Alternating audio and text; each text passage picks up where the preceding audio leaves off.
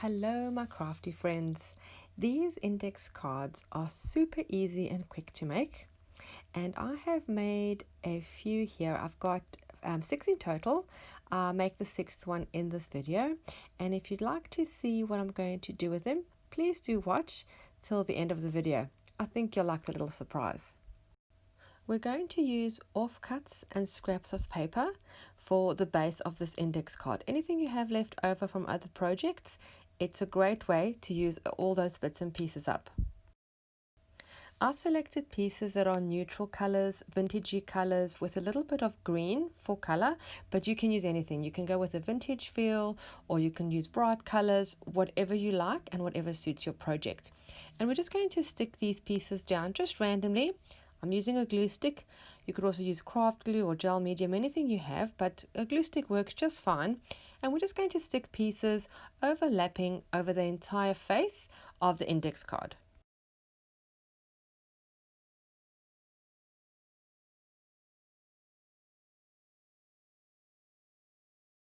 This technique would also work well on an art journal page or even a junk journal cover. And I'm thinking of maybe doing a project like that sometime in the future. So keep your eye on my channel. There's more of this kind of technique coming soon.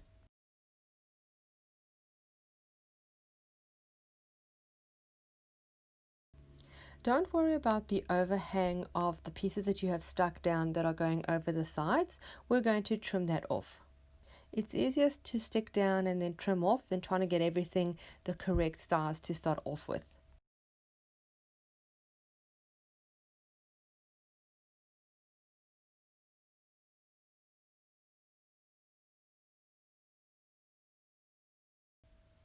A quick trim of the overhang and we're ready for the next step.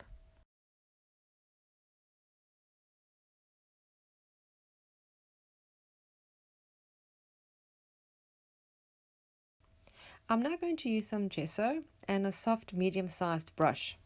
The idea is to apply the gesso on the joins between each of the pieces of paper that you have stuck down. We're going to concentrate more of the gesso in the joins, and then we're going to use like a dry brush technique to smooth it over to the larger areas of each of the collage pieces. You can already see how the gesso is muting down the background. It's making everything more soft and I think more connected. Of course, you don't have to use the gesso. There is a technique of just the collaging that you could use. I think a lot of people call that like Franken pages, which also works really well, but I like the gesso. It gives it all a soft, misty look.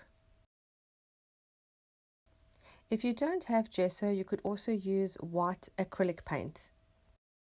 Just remember, we're not going over the whole area with one pressure of the paint. It's not all going to be just flat.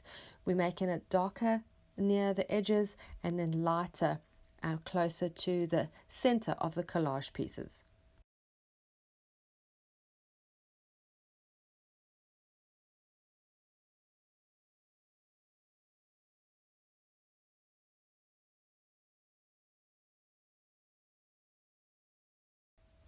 Once it's dry, we're going to add the little tabs.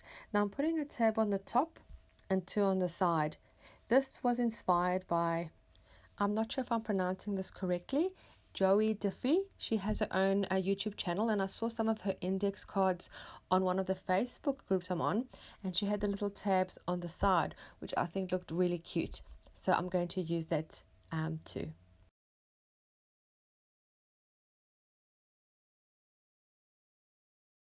Again, for the little tabs, we're just going to use offcuts, whatever is left over in a little pile after we finish projects.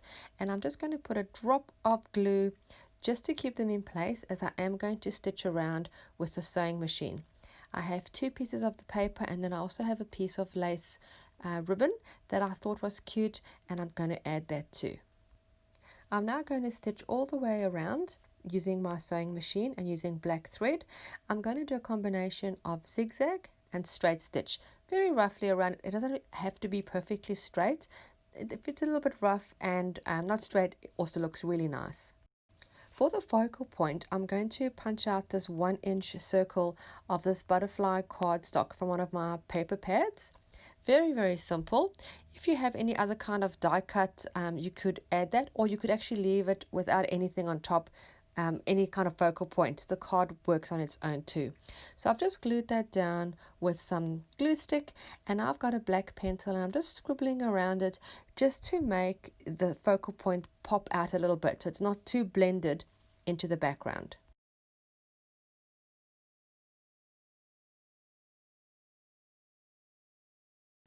I'm not doing it too smoothly. I am leaving a little bit of a scribble. I like that scribble look. And I'm just taking a little bit of water on a small paintbrush and going around just to blend it a bit more. And it sort of grays it out a little bit and smudges it, which I think really makes the focal point pop out.